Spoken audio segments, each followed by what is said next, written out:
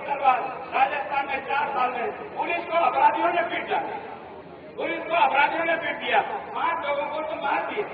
आपने देखा होगा बिजोड़िया के पास पेशी पे लाते हुए अभियुक्तों को उनको छुड़ाने के लिए उनके दोस्तों ने हमला किया, 2 पुलिस वालों को धराशायी कर दिया।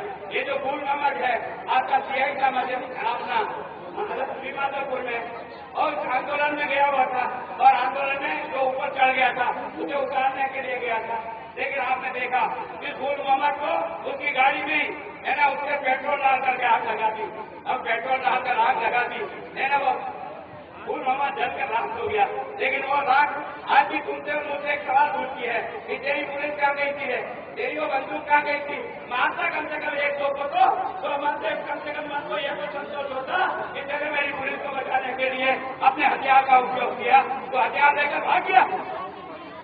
इतना कायर बना दिया तेरे पुलिस को और उसके कारण से आज मेरे पुलिस की जो स्थिति बनी है ना, उसके कारण से आज आपने देखा होगा पुलिस थानों में बलात्कार सब भाग बहनों, मैं बोलता हूँ तो मुझे शर्म आती है कि मैं किस बात पर बखान कर रहा हूँ। मेरे स्वयं के जिले में, मेरा उदयपुर जिले में ईश्वरदेव के थाने में पुलिस का सहयोगी पुलिस कांस्टेबल, महिला कांस्टेबल उसकी बच्ची के साथ उसी के थाने में रेप किया गया। ये क्या है? दरिंदा बना नहीं तो और क्या है? इसके बाद ऐसे लोगों को क्या बना देते? आपने देखा होगा मेरे चित्तौड़ जिले की, आपने एक देखा होगा थाना छोटी चादरी, उसमें एक गरीब की बच्ची को रात को हाउस आ गया था, उनको व्यभिचारी करने का मन बन गया, रात को बच्ची को उठा लाए, घर से ये कह करके कि तेरे खिलाफ मुकदमा है, चलो मेरे साथ। उसका माँ बाप भी उसके साथ गया और उनको थाने के बार को बिठा दिया और बलात्कार करके छोड़ दिया। उस केस को हमने लड़ा, हमने उसके खिलाफ कार्रवाई कराई। अगर ये हालत है राजस्थान की, 7 साल के साथ बच्ची के साथ बलात्कार होता है और बलात्कार के साथ मार दिया जाता है। आप अपनी बच्ची को जब कॉलेज भेजते हैं ना, तो जब तक बच्ची लौट कर नहीं आती, माँ बाप के आगे सड़क की तरफ लगी रहती है, कहीं ऐसा तो नहीं हो मेरी बच्ची के साथ। और आपको सुनकर एक बार हैरानियत होगी, मैंने कहना तो नहीं चाहिए, ये सब प्रगतिशील लोग बैठे, लेकिन आज कह देता हूँ, अभी हमने राजस्थान विधानसभा में हमारे इंजीनियर को गहलोत ने कानून बनाया कि जो अंतरजातीय विवाह करेगा उसको 5 लाख रुपया मिलेगा। अंतरजातीय विवाह करेगा उसको 5 लाख। अरे माँ बाप अंतरजातीय विवाह कराए उसको 5 लाख समझ में आता है। मेरी बच्ची को उठा ले जाता है जबरन और जबरन ले जाकर शादी करके कागज तैयार कर देता है। उस बेईमान को भी अगर 5 लाख रुपया मिलेगा तो तुम मेरे समाज को तोड़ेगा नहीं, तुम मेरे समाज को जबरन नहीं करेगा। मेरी किस तरह से हालत बना के नहीं करना है? ऐसा एक नहीं, एक नहीं अनेक उदाहरण दिए जा सकते हैं। अरे आज लॉ एंड ऑर्डर की धरती से ये कहना मैं संदेश दूंगा, क्या संदेश देगा? मेरे संदेश का जवाब दे दे पहले तो कि राजस्थान की पुलिस की जो दस्ता बनाई ना, राजस्थान में कानून व्यवस्था की जो धज्जियां तूने उड़ाई है, मेरे सवाल का जवाब दे देना, मेरे सवाल का जवाब दे। राजस्थान हिंदुस्तान में नंबर 2 पर अपराध की दृष्टि से आ गया। कभी हम 5वें नंबर पर थे, लेकिन आज महाराष्ट्र नंबर 1 पर और सेकेंड में मेरा राजस्थान आ गया। जयपुर हिंदुस्तान के जितने शहर हैं उसमें जयपुर क्राइम की दृष्टि से तीसरा शहर बन के खड़ा हो गया। अलवर जिला हिंदुस्तान के 15 जिलों में से एक जिला है जहाँ सबसे ज्यादा अपराध होते हैं। हमारी ये जो माताएं बहनें हैं, इनके साथ होने वाले जितने भी अत्याचार हैं, जितने भी मुकदमे हैं, उस मुकदमे में हिंदुस्तान में राजस्थान कहाँ पर बैठता है? 3रे नंबर पर बैठता है। और ये प्रॉपर्टी के आजकल जो बड़े बड़े विज्ञापन देते हैं कि तेरा धन का हम 11 महीने में दुगुना कर देंगे, 2 साल में दुगुना कर देंगे। ये चिटफंड और फिटफंड जो बने हैं ना, ये सारी की कोऑपरेटिव सोसाइटियां बनी है।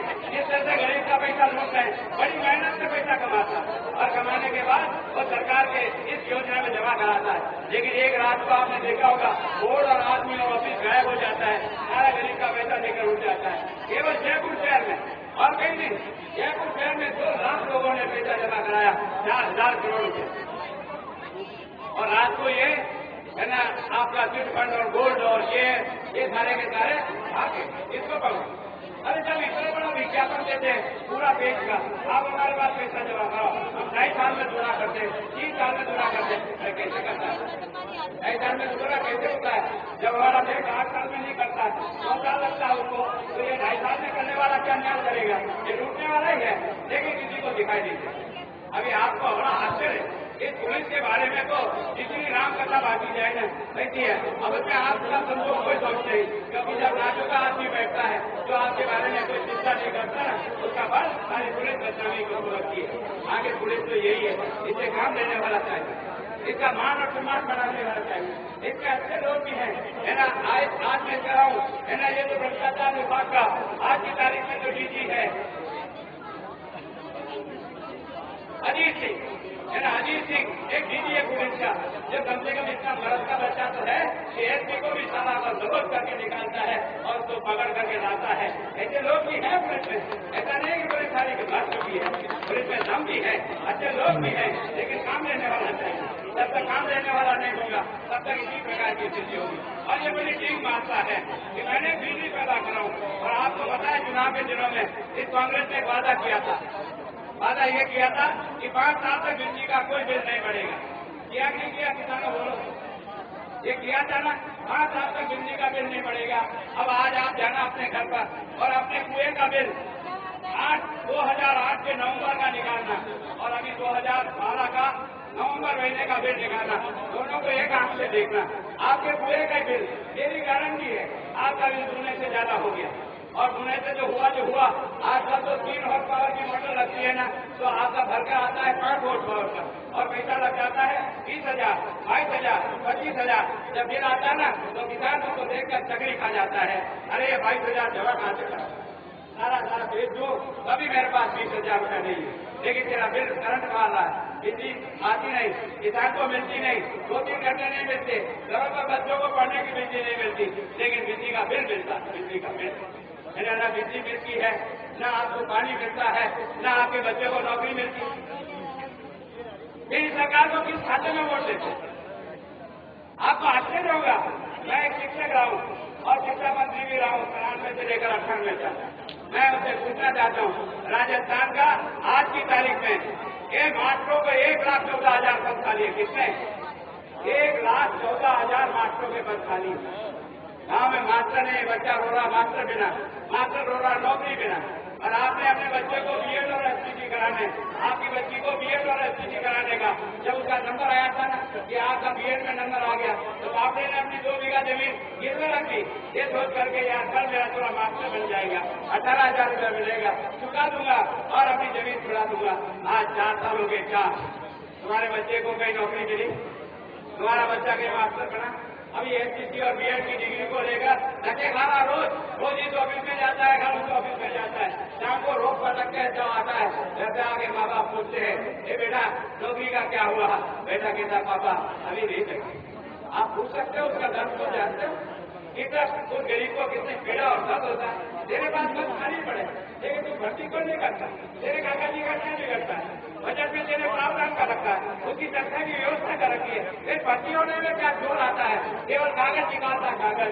भर्ती के विधानसभा में हर बार बजट पेश करता है, तब कहता है इसमें मास्टर भर्ती करूंगा 60,000, कभी कहता 50,000, कभी कहता 40,000, कभी कहता 10,000, जो रिटायरमेंट से पद खाली होंगे उसमें भर्ती करूंगा। मैंने इसी विधानसभा में एक प्रश्न लगाया, मैंने कहा तूने राजस्थान में इस अशोक गहलोत तुम्हारी सरकार आने के बाद 13 दिसंबर 2008 के बाद तेने अब तक कितने मास्टरों को और कितने राज्य कर्मचारियों को नौकरी दी? आप तो सोचिए ताजुब होगा। सारे राजस्थान में मेरे प्रश्न के जवाब में 54,000 नौकरियां दी है, जिसमें मास्टर भी आ गए, जिसमें डॉक्टर भी आ गए, जिसमें पटवारी भी आ गए, जिसमें एएनएम भी आ गई, सारे के सारे जितने राज्य के पद है वो सारे के सारे उसमें से आ गए। और उसमें से 54,000।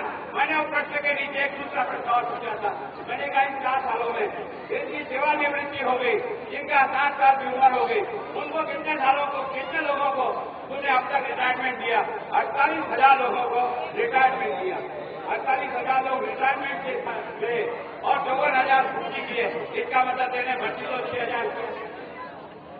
6,000 लोगों की भर्ती से इस राजस्थान के पढ़े लिखे नौजवान को काम मिल जाएगा, रोजगार मिल जाएगा, कोई सवाल ही पैदा नहीं होता। और पोस्टें खाली कितनी, मैंने प्रश्न ये भी पूछा कि तुम्हारे सरकारी कितने पद खाली हैं? तो मुझे साल बाई सही लिस्ट आई, 4,05,000 पद आज की तारीख में राजस्थान में सरकारी पोस्टें खाली पड़ी है। इधर बच्चा नौकरी के लिए ढूंढ रहा है। आपको सुनकर हैरानियत होगी, मेरा तो कभी कभी दिमाग खराब हो जाता है। मैं सोचता हूँ यार क्या करूँ, माता फोड़ू दीवार से या इस जनता से किससे पूछूं? मुझे बहुत दुख होता है। मेरे उदयपुर में विश्वविद्यालय में चपरासी की वैकेंसी निकली, पोस्टें कितनी? 18 पोस्टें मेरे उदयपुर में मोहनलाल सुखाड़िया विश्वविद्यालय में। सिर्फ एक ऑर्डर निकला कि 18 पोस्ट क्लास भर्ती करना है। और जो ऑनलाइन फार्म भरा है तो आपको 5,000 से भी अधिक फार्म आए। उस 5,000 के फार्म का शॉर्टिंग किया। शॉर्टिंग करने के बाद मैंने वहाँ के वाइस चांसलर साहब से पूछा, त्रिवेदी जी बताओ इसमें किस किस प्रकार का बच्चा फोर्थ क्लास बनने आया। उनका भाई साहब देख करके बहुत रोना आता है। इसमें इंजीनियरिंग किया हुआ बच्चा है, इसमें MBA किया हुआ बच्चा है, इसमें MA पढ़ा हुआ बच्चा है, इसमें BEd किया हुआ बच्चा है, इसमें 12वीं पढ़ा हुआ बच्चा है। ये सारे बच्चे फोर्थ क्लास की नौकरी के लिए तुमको दरकार देते हो, फिर तुम्हें कहो कि तुम जाके संदेश दे राजस्थान में कि तेरे और तेरी खानदान ने इस हिंदुस्तान के नौजवान को जितना ठगा और जितना बर्बाद किया है ना, उसका गुनाहगार अगर कोई है, एक कांग्रेस तेरी और तेरी पार्टी है। तो किससे बात कर रहा है? वसुंधरा जी के टाइम पर हमने सरकारी और गैर सरकारी 10,000 लोगों को नियुक्तियां दी। सरकारी 1 लाख से अधिक को मास्टरों की भर्ती करके हमने स्कूल में मास्टर लगाए, हमने गांव में स्कूल खोले। आपने देखा होगा, आप अंतर करो दोनों के बीच में। जब तक आप दोनों को ताकरी के चेहरे में नहीं रखोगे, आपको ये समझ में नहीं आएगा कौन ठीक करता है कौन ठीक नहीं करता। ये तभी फैसला होगा जब आप ईमानदारी के तराजू में भारतीय जनता पार्टी का 6 साल का दिल्ली का राज एक सालों में रखोगे, एक तराजू के टोकरों में रखोगे, और दूसरी तरफ कांग्रेस का 59 साल का राज जो तुम्हारे गांव का कांप्लेन का, मैं और किसी बाहर का नहीं बताता हूँ, जिसके कारण से तुम्हें कहीं भ्रम पैदा हो जाए। तुम अपनी कांप्लेन नगर पालिका, कांप्लेन के आसपास के गांव, इसकी सूची बनाओ और उसमें देखो कि क्या क्या बनाया। या तो मैं बताता हूँ, अटल बिहारी वाजपेयी के 6 साल का प्रधानमंत्री बना, लेकिन एक दिन रात मेरे पर खड़ा हुआ, हमें पता ही नहीं था कि आज ये क्या घोषणा होगी। अटल बिहारी वाजपेयी ने एक वाक्य में घोषणा कर दी, मैं हिंदुस्तान के प्रत्येक गांव को आबादी के आधार पर जहाँ 500 की आबादी होगी वहाँ टावर की सड़क से जोड़ने का पैसा प्रधानमंत्री सड़क योजना के तहत भेजूंगा। और भेजा ही नहीं, केवल पैसे ही नहीं भेजा, पैसे ही नहीं भेजा। राजस्थान के 7,700 गांव हमने इस प्रधानमंत्री सड़क योजना से सड़क से डामर से जोड़ दिया। ये जो आपकी हाईवे जा रहे हैं, ये कौन सी जा रही है? ये मेगा हाईवे किसकी है? ये वसुंधरा जी के जमाने में है। तुमसे तो सारा खाने नहीं निकल रहे, नहीं बनाने की तो बात छोड़ गई। ये भरत सिंह जी तुम्हारे यहाँ के मंत्री है, तुम्हारी डिवीजन के मंत्री हैं, PWD मंत्री है, लेकिन खाड़े नहीं भरना। खाड़े इस एरिया में मैं घूम के आया हूँ, मुझे लगता है यार ये कोई PWD मिनिस्टर का एरिया है। सड़कों की जो गाड़ियां लगा करके सारा जैसे बच्चे, कभी मेरी माँ भी इसी तरह से मुझे पढ़ने भेजती थी तो इसी गाड़ियां लगा करके अपनी साड़ी पहनती थी। तब मैं माँ से पूछता था, ये तेरी साड़ी की गाड़ी है, ये तेरी साड़ी है? तो बेटा कोई बात नहीं, ये लज्जा ढकने के लिए ये भी साड़ी क्या मार रही है? आज तुमने ये दशा बना के छोड़ दी, ऐसे हालत बना के छोड़ दी। और उसके बाद भी एक मुल्क का मालिक तो इस तरह से टुकड़ देखता है और ये सोचता है हमको वोट देता है तो कोई एहसान करता है क्या? हमने काम करके वोट मांगा है। हमारा नेता अटल बिहारी वाजपेयी, हमारा नेता रामकृष्ण अडवाणी, हमारा नेता भरत सिंह शेखावत, हमारा नेता आंध्र प्रदेश का मुख्यमंत्री है ना, आपने देखा होगा चौहान, ये आपका मध्य प्रदेश का मुख्यमंत्री शिवराज चौहान, ये आपका गुजरात का मुख्यमंत्री नरेंद्र मोदी, ये डॉक्टर रमन सिंह, यहाँ से वसुंधरा जी, और भी हमारे मुख्यमंत्री है ना, हिमाचल का मुख्यमंत्री देख लो, किसी ने एक भाई का इल्जाम लगाना कभी आज नहीं, किसी के खिलाफ एक भाई का इल्जाम लगा और तुम्हारी पूरी कांग्रेस का अगर फटका उठाओ ना तो सारा कोई साबित करके निकल जाए। 5-10% तो कह नहीं सकता हूँ, बाकी तो सबके सब छुपे हुए। ऐसे भ्रष्टाचारियों से हमारा मुकाबला करा है।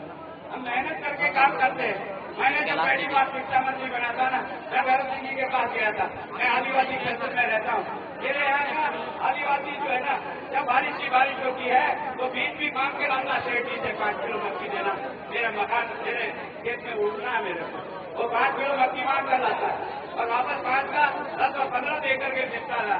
मैंने कहा भैरव सिंह जी, मेरी आदिवासी का गरीब का बच्चा और बच्ची पढ़ने नहीं आएगी, क्योंकि जुलाई में इधर बरसात होती है, बावड़ियां होती है, इधर स्कूल खुलता है, किताबों का ढेर लगता है, ये गरीब खरीद कर नहीं ला सकता। और जब माँ साहब इसका खाना पढ़ते हैं ना तो बच्चा घर आके रोता है, काका जी किताब दिलाओना, काका जी किताब दिलाओना। काका जी उनके 2 थप्पड़ मारते हैं, मेरे खेत दूर है, मैं तेरे किताब लाऊं, और बच्चा रोता रोता पीछे में वापस जाकर के खड़ा हो जाता है। मैंने कहा भैरव सिंह जी, इसलिए कोई इलाज करो। उन्होंने कहा तू चाहता क्या? मैंने कहा सरकार की तरफ से किताबें छाप के दे दो ना, कम से कम गरीब का बच्चा रगीटा पढ़ेगा, अच्छा लिखना सीखेगा, कुछ न कुछ सीखेगा। उनका तेरी बात ठीक है, पहली से 5वीं तक के लड़कों को, पहली से 8वीं तक के लड़कियों को मुफ्त किताबें देने का काम अगर किसी ने किया तो भरत सिंह शेखावत ने किया। और जब वसुंधरा जी आई, वसुंधरा जी मुख्यमंत्री बनी तो मैंने उनकी योजना का इनके पास गया।